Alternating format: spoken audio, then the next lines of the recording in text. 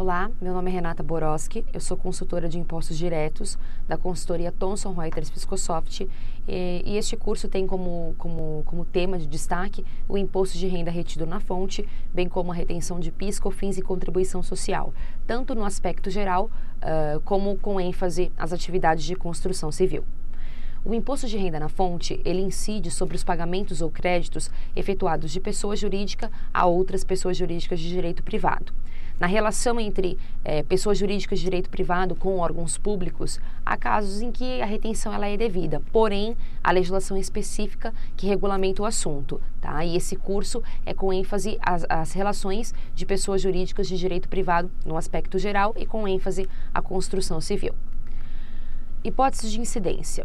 Os pagamentos ou créditos efetuados pelas pessoas jurídicas a outras pessoas jurídicas de direito privado, relativamente a serviços de natureza profissional, a mediação de negócios, propaganda e publicidade, pagamentos a cooperativas de trabalho e associações profissionais, prestação de serviços de limpeza, conservação, segurança, vigilância, transporte de valores e locação de mão de obra, bem como serviços de factoring, estão sujeitos à retenção do imposto de renda na fonte, mediante a aplicação das alíquotas de 1 ou 1,5%, conforme nós veremos em tópico específico.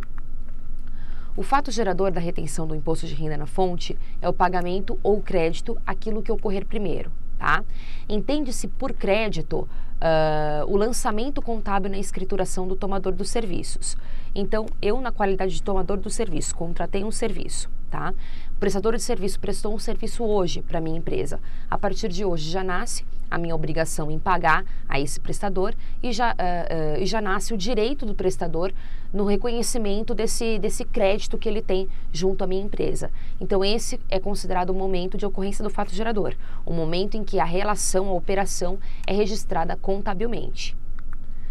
A gente tem um exemplo prático, que é o seguinte: serviços prestados em 10/4 de 2000X, cujo pagamento será realizado em 20/5 de 2000X. Qual o momento de ocorrência do fato gerador? Conforme nós vimos em tópico específico, o fato gerador é o pagamento ou crédito, aquilo que ocorreu primeiro. E o crédito é o lançamento contábil dentro da contabilidade do tomador do serviço. Nesse caso, tomei o serviço no dia 10 de abril, é a partir do dia 10 de abril que eu vou reconhecer contabilmente essa obrigação junto ao prestador do serviço. Casos de dispensa. Está dispensado da retenção do imposto de renda na fonte o valor igual ou inferior a R$10. O imposto de renda, ele a ser retido, é apurado a cada pagamento ou crédito dos rendimentos.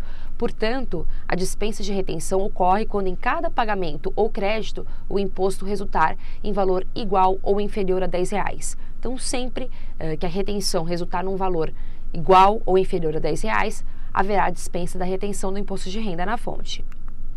Outro caso de dispensa é quando quando a prestadora de serviço for optante pelo Simples Nacional. Então, sempre que você, na qualidade de tomador, contratar o serviço de uma empresa optante pelo Simples Nacional, esse serviço não estará sujeito à retenção do imposto de renda na fonte, tá? Desde que o prestador de serviço faça as devidas provas da qualidade da opção dele pelo regime simplificado.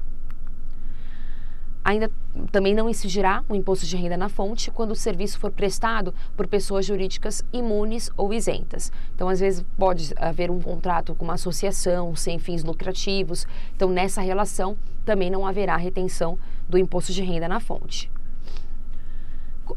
Conforme nós mencionamos, em relação a quando o serviço é prestado por uma empresa optante pelo Simples Nacional, a prestadora do serviço ela deve fazer prova da condição dela, da qualidade dela de optante pelo regime simplificado, ok? A legislação, para fins de retenção do imposto de renda na fonte, ela não prevê forma de comprovação dessa condição para fins de dispensa dessa retenção, ok? A legislação do Simples Nacional, ela prevê que nos documentos fiscais emitidos por esses contribuintes, tá, pelos contribuintes que são optantes pelo regime simplificado, deve-se constar a expressão documento emitido por ME ou EPP optante pelo Simples Nacional. Tá? Então, considerando que nos documentos recebidos conste essa expressão, nós entendemos que esse documento é suficiente para a dispensa da retenção do imposto de renda na fonte. Tá? Na ausência da expressão, nós recomendamos que a fonte pagadora recuse o documento emitido, haja vista que está em desacordo com a legislação do Simples Nacional, tá? Caso não haja retificação do documento fiscal, aconselhamos preventivamente que seja efetuada normalmente a retenção do imposto de renda na fonte e seja solicitado um documento que comprove essa condição. Então, existe para fins de retenção do PIS, COFINS e contribuição social, no artigo 1º da Instrução Normativa 459 de 2004, existe um modelo, ele já se encontra devidamente retificado, tá? Passou por algumas alterações, mas esse documento, ele comprova a condição de optante pelo Simples Nacional daquela prestadora do serviço, tá? É uma declaração de opção pelo regime simplificado. Então, essa declaração também é considerada um documento hábil e idôneo para fins de dispensa da retenção, tá? Além disso, muitas empresas também fazem a consulta no site e anexam a cada nota emitida aquela condição, aquela comprovação da validade da opção pelo regime simplificado.